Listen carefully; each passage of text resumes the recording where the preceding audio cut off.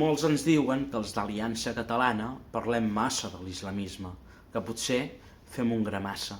Doncs bé, davant d'aquesta notícia la realitat parla per si sola. En una Catalunya veritablement lliure, ni Sílvia Orriols ni ningú més hauria de necessitar escorta per denunciar l'islamisme assassí.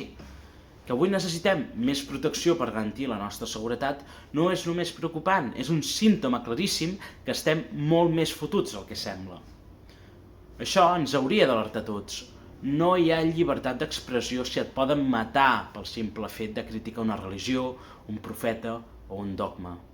Els islamistes ens volen silenciats, acovardits, sotmesos. Volen eliminar tota oposició que els faci front. I Catalunya s'ha convertit en un refugi per a la jihad global. És una realitat. Islamistes pakistanesos fan llistes negres per assassinar persones. Grupuscles de Hezbollah operen dins les nostres fronteres, aquí a Catalunya, aquí a casa nostra. I es normalitza, més que mai, el vel, el niqab i el burka, símbols de submissió i opressió de les dones, i això ho fan el pseudoprogrés.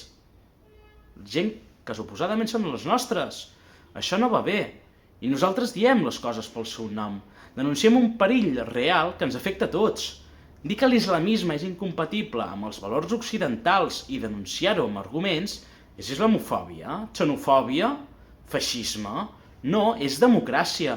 És defensar la nostra llibertat, els nostres drets civils i la nostra seguretat, i sobretot les nostres vides. Prou viure amb por. És hora de reaccionar. Visca Catalunya lliure.